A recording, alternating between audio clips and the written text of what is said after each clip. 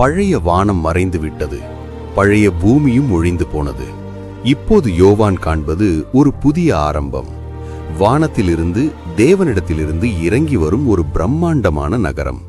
ஒரு மணவாட்டியைப் போல அலங்கரிக்கப்பட்ட அந்த நகரத்தின் பெயர் புதிய எருசலேம். இது வெறும் ஒரு கற்பனை ஊர் அல்ல. மனித கண்களால் காண முடியாத, மனித அறிவால் எட்ட முடியாத ஒரு தெய்வீக படைப்பு. இந்த நகரத்தின் ரகசியங்கள் என்ன? இதன் பிரம்மாண்டம் எவ்வளவு பெரியது?